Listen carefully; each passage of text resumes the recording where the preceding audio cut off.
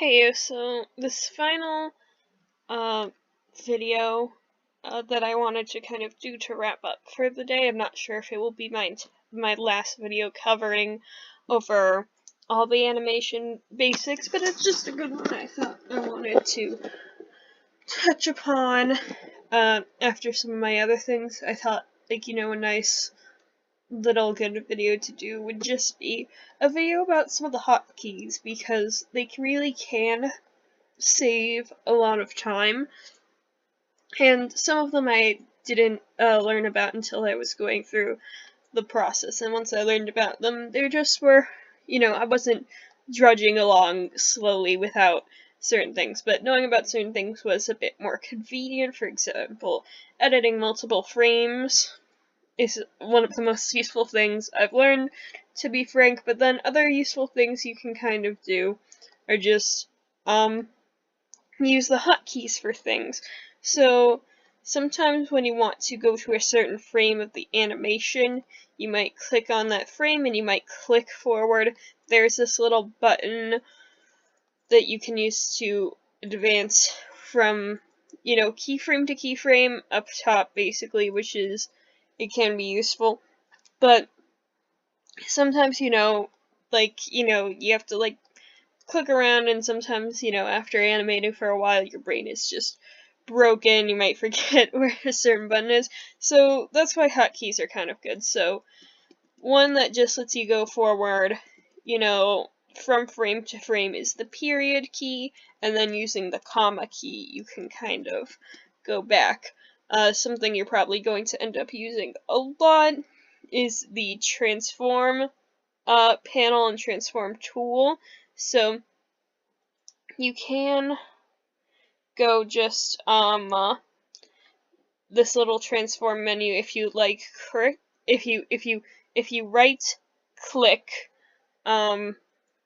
you can do certain things with something you can select, and one of those things is you can transform, so that involves, a few different options. But then you can also do this with the little transform menu, which pops up if you hit Command T. And that will give you options to rotate, scale up and down, flip things, and do those kinds of actions. So that's a pretty useful hotkey you can do.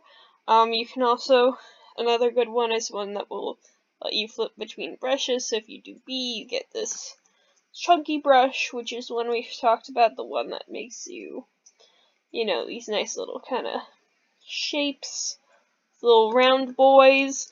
And then you get this very nice line tool, and I did just click it there, but you can just get the, if we go back into B, you can get the line tool if you just hit the button Y. So obviously you don't need to know every hotkey. Remembering every hotkey is going to be something that will be a bit of a pain for you, but I think, generally when it comes to learning hotkeys and learning, which ones to kind of, have in your mind as opposed to ones that you can kind of do without, just think of the ones, that you might use most often. So for me, that is the transform tool. Obviously, the brushes are things you're going to have to be concerned with when doing line art, and for some types of line art that I do, I mix a little bit of both of those brushes to get just certain effects with the shapes, that I want. And then also, animating is going to evolve, particularly, in the rough process, where, you just want to be able to go through your frames quickly, which I find just, the period and comma keys allow me to be doing right there.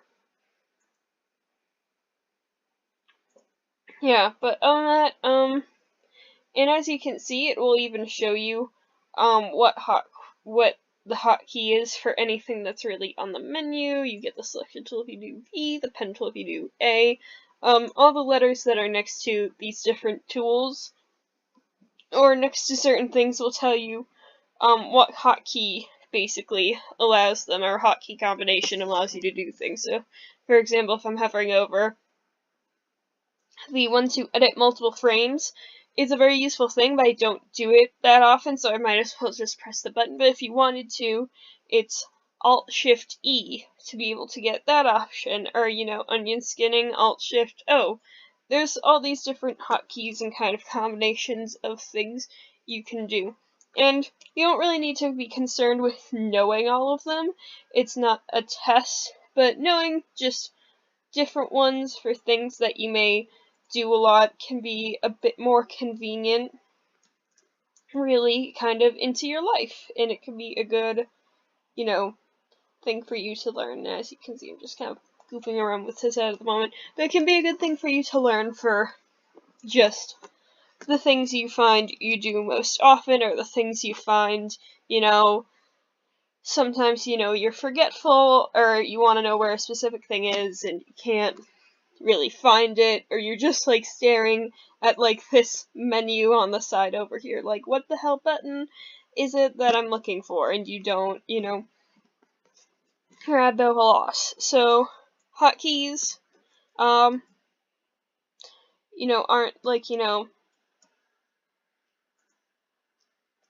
a Hail Mary, and you can do basically anything in Animate that you can do with a hotkey, you can do without a hotkey, like opening certain menus, like the transform menu, switching between brushes, but just knowing a few certain hotkeys, like the one to transform things, which is Command T, frame forward and backward, using the period and comma keys.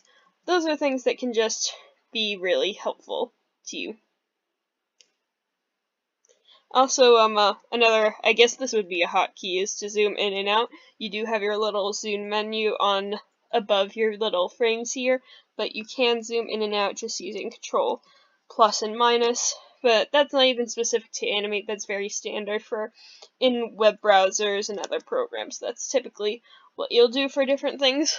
Also, in terms of the brushes, say I want to make this brush a little smaller, you use the parenthesis to increase or decrease brush size. So if I hit, or not parentheses, I guess you'd call it the brackets, so the square little parentheses.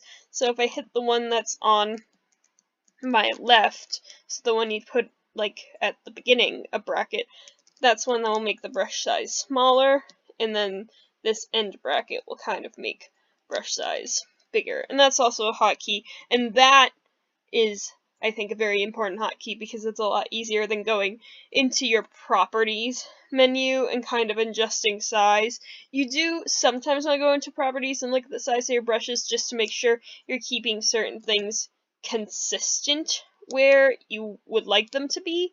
Like, for example, if you animate a head and the line art is all a 3, and then it's looking kind of funky, that may be because the line is thicker or thinner. So just checking out, in the properties what your line width is and keeping that consistent can be a good thing, because sometimes the line work or width can switch up based on what you're doing. As you can see, I'm changing the line width.